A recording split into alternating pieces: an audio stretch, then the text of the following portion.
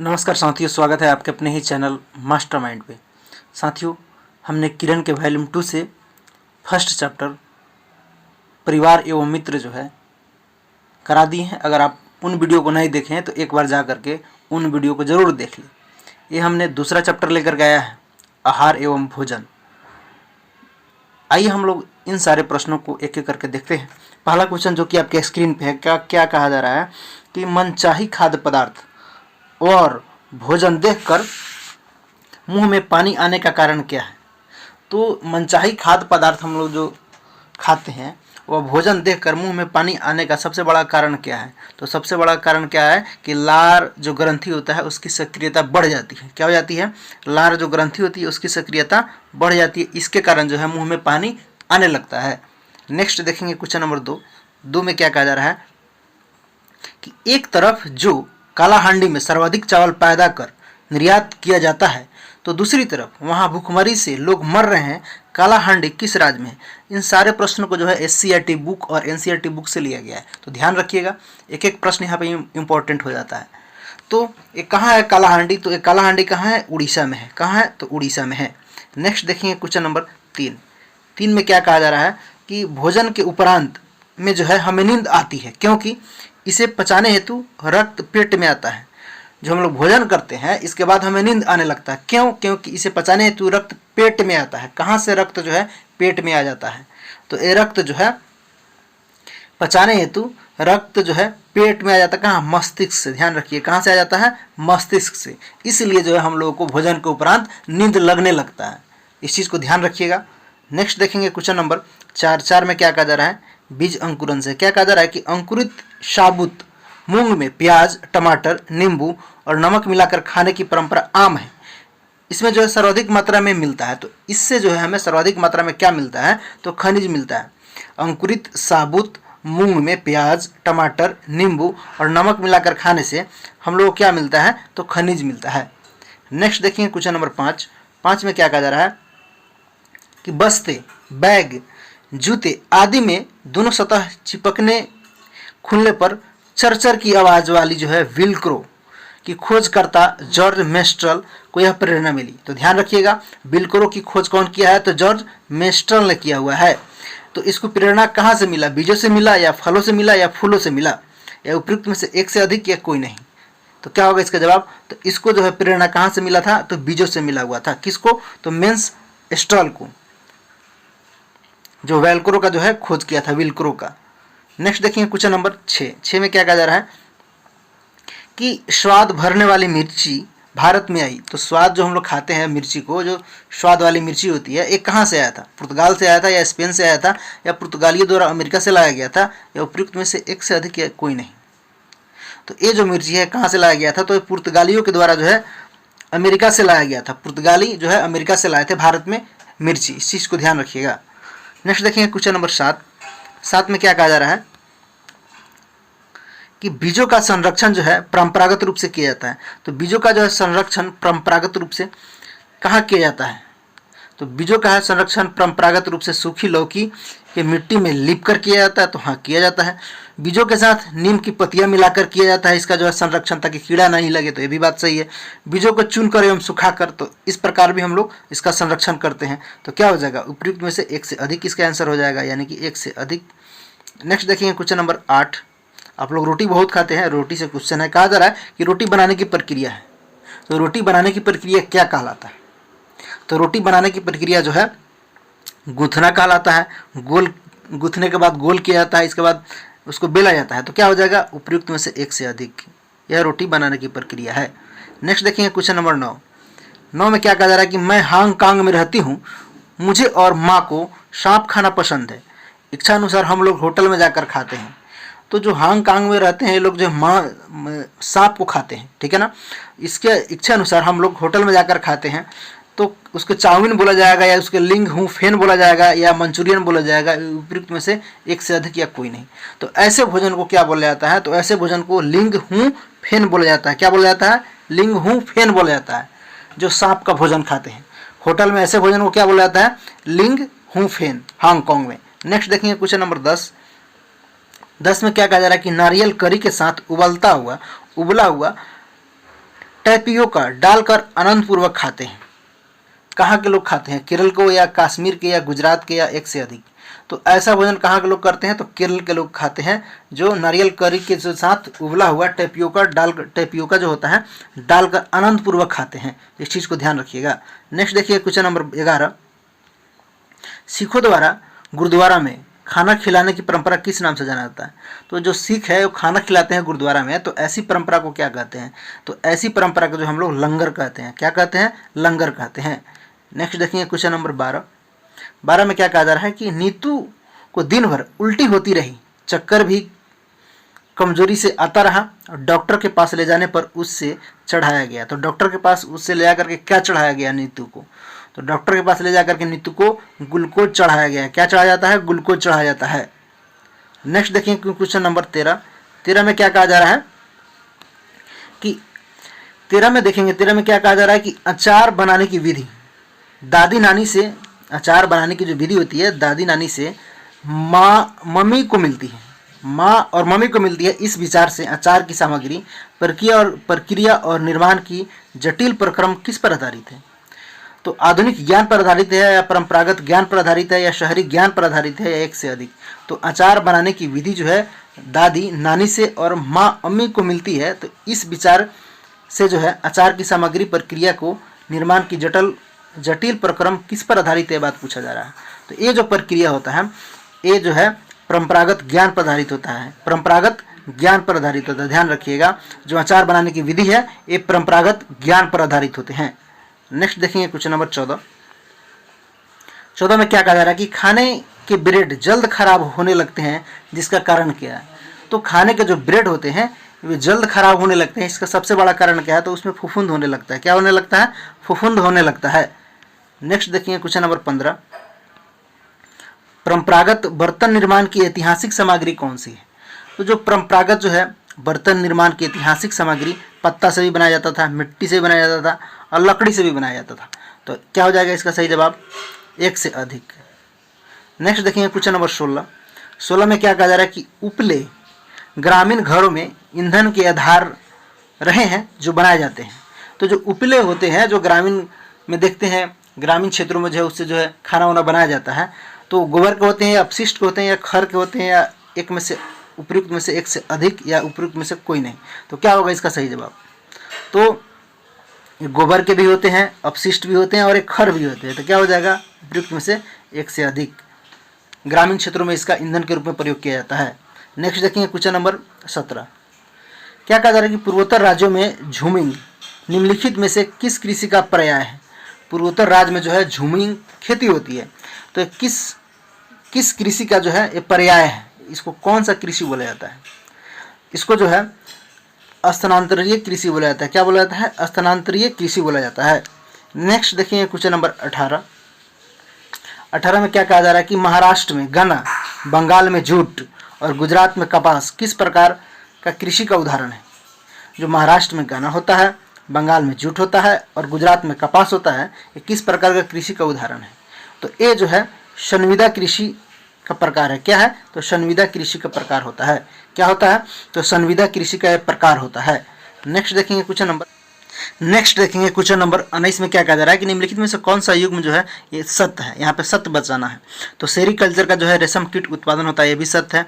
Next pisciculture मत्स्य पालन उत्पादन होता है, ये भी सत्य है। विटिकल्चर अंगूर उत्पादन, ये भी सत्य है। और हॉर्टिकल्चर जो है बागवानी का होता है यहाँ पे। तो क्या हो जाएगा यहाँ पे जो है उपयुक्त में से एक से अधिक हो जाएंगे। क्या हो जाएंगे? एक से अधिक हो जाएंगे इसका आंसर। नेक्स्ट देखेंगे क्वेश्चन नंबर 20 में क्या कहा जा रहा है कि फसल की जो है कटाई का त्यौहार पंजाब में मनाया जाता है। पंजाब में मनाया जाता है, ठीक है।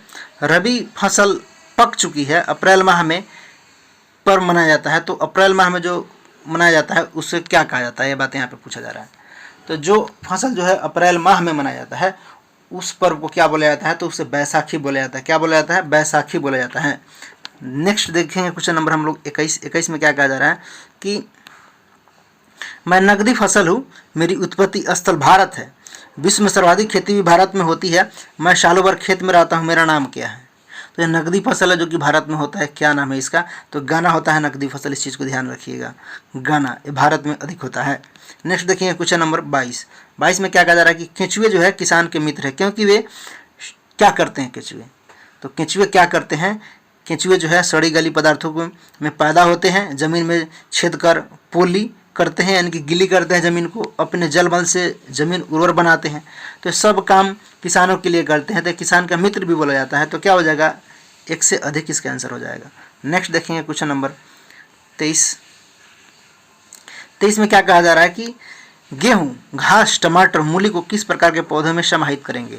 तो ऐसे पौधे को हम लोग क्या बोलते हैं? तो ऐसे पौधे को हम लोग शाक बोलते हैं, ध्यान रखिएगा। गेहूं, घास, टमाटर और मूली को हम लोग क्या बोलते हैं? तो शाक बोलते हैं, काफ़ी इंपॉर्टेंट है। गेहूं, घास, टमाटर और मूली को हम लोग शाक बोलते हैं। नेक्स्ट देखेंगे क्वेश्चन नंबर 24 में क्या कहा जा रहा है कि उन पौधों को क्या कहा जाता है जिनका जीवन चक्र एक ऋतु में पूरा हो जाता है?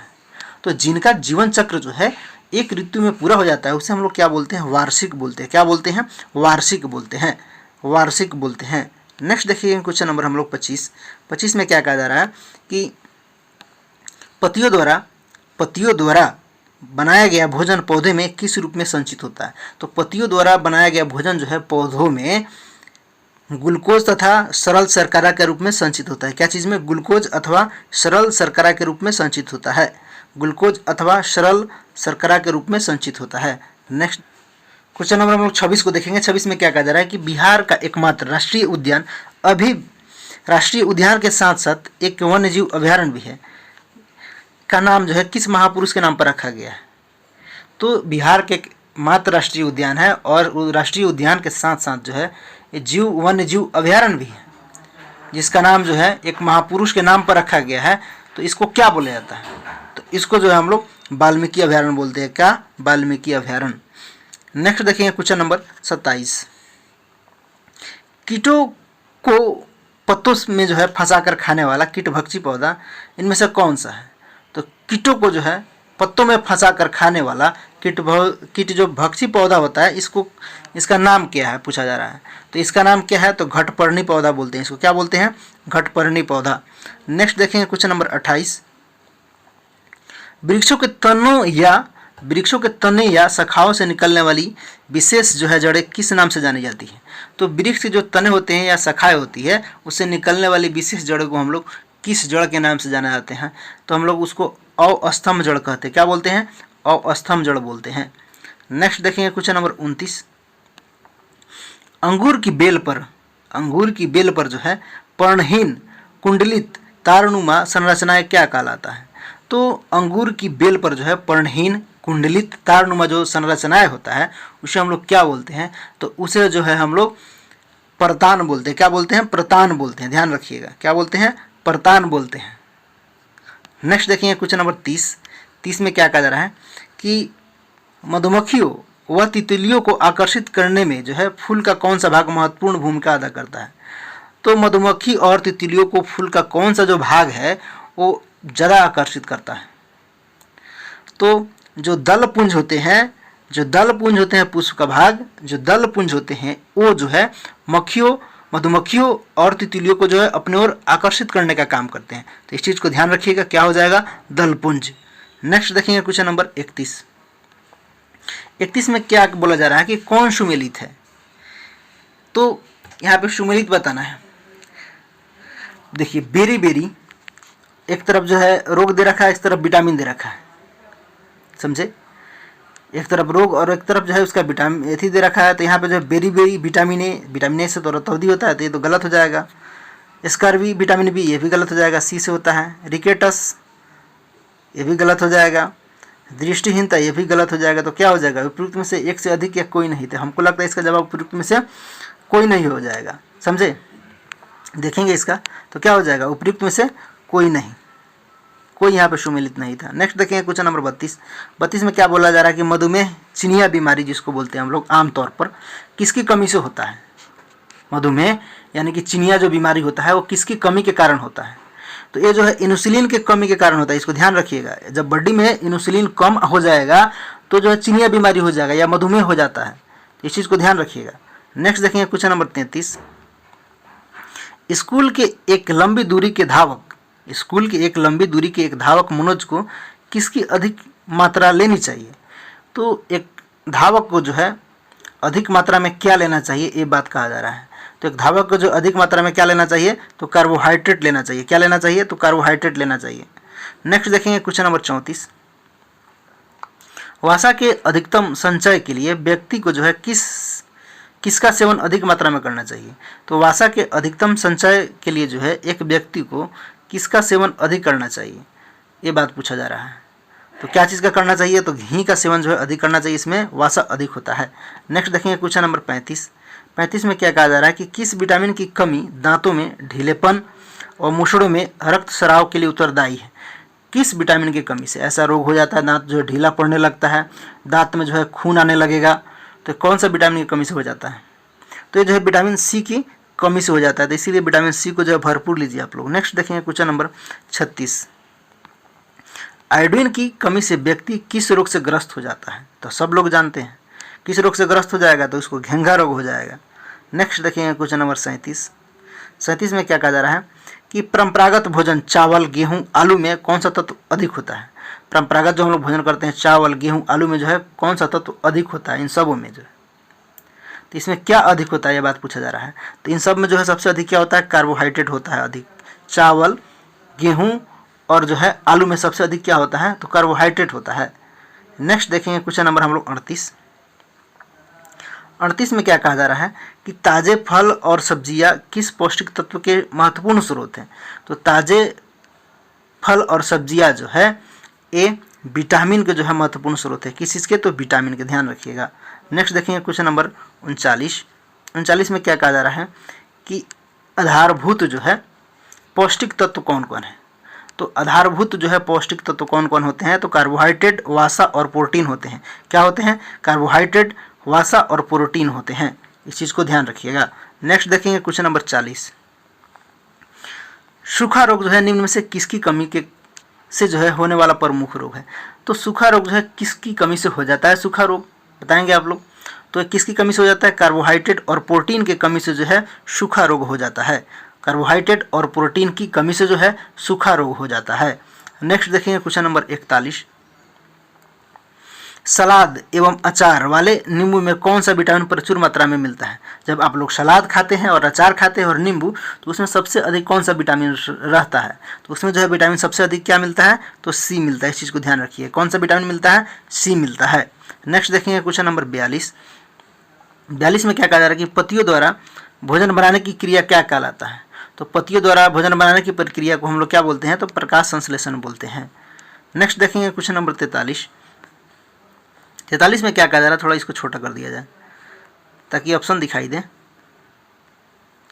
43 में देखेंगे हम लोग क्या कहा जा रहा है कि मनुष्य को सर्वाहारी कहा जाता है क्योंकि वह, तो मनुष्य को सर्वाहारी क्यों कहा जाता है? क्योंकि वह क्या होता है? पौधों से अपना भोजन प्राप्त करता है। तो मनुष्य तो करता है, तो सही है। नेक्स्ट देखेंगे जीवों पर अपने भोजन के लिए आश्रित है, ये भी सही है। नेक्स्ट, वह जो है पौधों और जीवों दोनों से जो है वह पौधा व जीव दोनों को उत्पादों को खाता है। तो मनुष्य जो है सबको खाता है। तो क्या हो जाएगा यहाँ पे? सही जवाब 1 से अधिक हो जाएगा। नेक्स्ट देखेंगे क्वेश्चन नंबर 44। 44 में क्या कहा जा रहा है कि प्रोटीन की मात्रा अधिक प्राप्त करने के लिए हमें निम्न में से किस पदार्थ का सेवन करना चाहिए? तो प्रोटीन की मात्रा अधिक हमारे बॉडी को मिले, इसके लिए हमें क्या करना चाहिए? तो सोयाबीन को खूब खाना चाहिए, सोयाबीन खाना चाहिए। नेक्स्ट देखेंगे, इसमें जो है प्रोटीन सबसे अधिक होता है। नेक्स्ट देखेंगे क्वेश्चन नंबर 45। 45 में क्या कहा जा रहा है कि गन्ने के किस भाग से हम चीनी के क्रिस्टल प्राप्त कर सकते हैं? तो गन्ने के किस भाग से जो है हम चीनी का क्रिस्टल प्राप्त कर सकते हैं? तो तने के रस से। क्या चीज़ से? तने के रस से हम लोग क्रिस्टल प्राप्त कर सकते हैं। नेक्स्ट देखेंगे क्वेश्चन नंबर 46। 46 में क्या कहा जा रहा है कि अंडे की जर्दी सबसे अधिक मात्रा में कहाँ क्या पाया जाता है? अंडे की जर्दी में सबसे अधिक मात्रा में क्या पाया जाता है? तो अंडे की जर्दी में सबसे अधिक मात्रा में वसा और लिपिड पाया जाता है। क्या पाया जाता है? वसा और लिपिड पाया जाता है। नेक्स्ट देखेंगे क्वेश्चन नंबर 47। फास्ट फूड जो हम लोग खाते हैं उसमें पिज़्ज़ा, बर्गर और नूडल्स जो होते हैं ये शरीर के लिए हानिकारक माने जाते हैं, क्योंकि इनमें अधिक मात्रा में उपस्थित होती है। क्या चीज़ अधिक मात्रा में इसमें देखने को मिलता है? प्रोटीन या विटामिन, तो ये तो दोनों नहीं मिलता अधिक मात्रा में। तीसरा कार्बोहाइड्रेट, तो सबसे अधिक मात्रा में अगर बात किया जाए तो इसमें क्या मिलेगा? तो कार्बोहाइड्रेट मिलता है। इस चीज़ को ध्यान रखिए, क्या मिलता है? कार्बोहाइड्रेट। नेक्स्ट देखेंगे क्वेश्चन नंबर 48 में क्या कहा जा रहा है कि आयोडीन की कुछ बूंदों से जो है पदार्थों के रंग का नीला या काला होना उस पदार्थ में किसकी उपस्थिति को दर्शाती है? तो आयोडीन के कुछ जो है बूंदों से जो है पदार्थ के रंग का नीला या काला होना उस पदार्थ में जो है किसकी उपस्थिति को दर्शाता है, ये पूछा जा रहा है। तो एक कार्बोहाइड्रेट की उपस्थिति को दर्शाता है, इसके कारण जो है पदार्थों के रंग नीला और काला हो जाते हैं। इस चीज़ को ध्यान रखिएगा, आयोडीन के कुछ बूंदे से। नेक्स्ट देखेंगे question number 49, vitamin B complex का कौन सा विटामिन आरबीसी के लिए विकास के लिए उत्तरदायी होता है? तो विटामिन बी कॉम्प्लेक्स का जो है विटामिन B12 खाइएगा तो आरबीसी के विकास के लिए काफ़ी उत्तरदायी होता है। इस चीज़ को ध्यान रखिएगा, विटामिन बी कॉम्प्लेक्स का विटामिन B12 जब खाइएगा तो आरबीसी के विकास के लिए काफ़ी महत्वपूर्ण होता है। नेक्स्ट देखिए क्वेश्चन नंबर 50 कि मछली का तेल और सूर्य का प्रकाश दांतों और हड्डियों को मजबूत बनाने वाले कौन से विटामिन के प्रमुख कारक हैं? तो मछली का जो तेल होता है और सूर्य का प्रकाश दांतों एवं हड्डियों को मजबूत बनाने वाले कौन से विटामिन के प्रमुख कारक है? तो विटामिन जो है ए भी है और बी भी है और डी भी है। तो क्या हो जाएगा? ए में से अधिक हो जाएगा, उपयुक्त में से एक से अधिक इसके आंसर हो जाएंगे। क्या हो जाएंगे? मछली का तेल एवं सूर्य का प्रकाश और दांतों एवं हड्डियों को मजबूत बनाने वाले कौन से विटामिन प्रमुख कारक है? तो प्रमुख कारक पूछा रहा, तो इसमें सब जो है प्रमुख कारक हो जाएगा, विटामिन ए, बी और डी भी। लेकिन प्रमुख कारक में जो है विटामिन डी भूमिका निभाता है, लेकिन इन सबों का हो जाएगा, क्या हो जाएगा? उपयुक्त में से एक से अधिक। तो इस चीज़ को ध्यान रखिएगा। आगे हम लोग मिलते हैं नेक्स्ट चैप्टर में। अगर चैनल पर नए हैं तो चैनल को जरूर सब्सक्राइब कर लें और कमेंट करके ज़रूर बताइएगा कैसा लगा। हम फिर मिलते हैं नेक्स्ट वीडियो में। जय हिंद, जय भारत।